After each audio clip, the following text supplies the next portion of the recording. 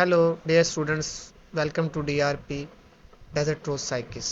मेरा नाम अली हसन है और आज का जो हमारा टॉपिक है वो है using research to understand and improve teaching. चलिए आगे बढ़ते हैं, बात करते हैं research and improve teaching. In educational psychology, using research to understand and improve teaching is extremely important.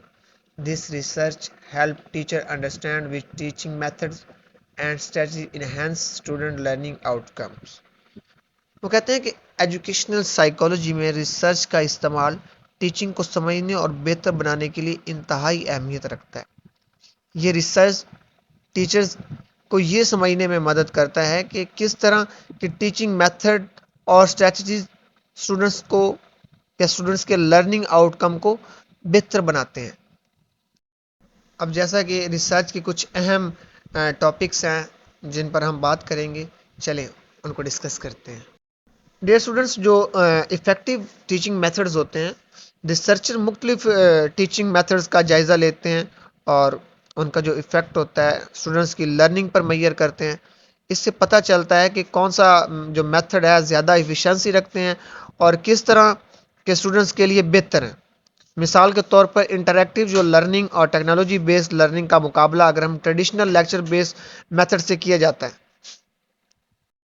अगर हम सेकंड पॉइंट पर बात करें, स्टूडेंट इंगेजमेंट लर्निंग स्टाइल, तो रिसर्च जो है ये भी ये देखती है कि डिफरेंट टाइप ऑफ स्टूडेंट अलग अलग लर्निंग स्टाइल और इंगेजमेंट टेक्निक का किस तरह रिस्पॉन्स देते हैं।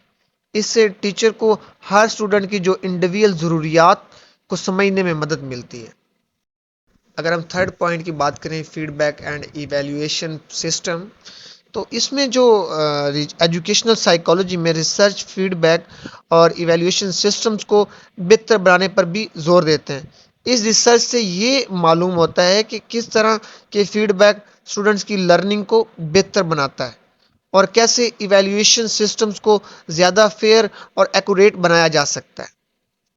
इसी तरह अगर हम एजुकेशनल टेक्नोलॉजी पर बात करें, तो आजकल की जो एजुकेशनल टेक्नोलॉजी का रोल भी बहुत बढ़ गया है। रिसर्चर इस बात का भी जायज़ा लेते हैं कि टेक्नोलॉजी जैसे कि virtual classroom, online learning platform किस तरह से इफ़ेक्टिव है और टीचिंग और लर्निंग को किस तरह बेहतर बनाते हैं।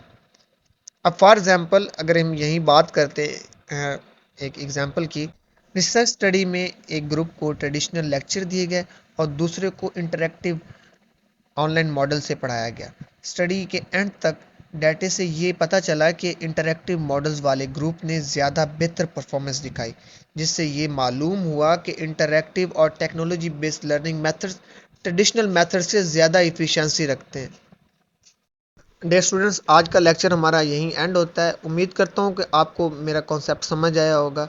अगर आपको लेक्चर अच्छा लगा है, समझ आया, तो आप चैनल को सब्सक्राइब करें, बेल आइकन को दबाएं, वीडियो को लाइक करें, शेयर करें और थैंक यू।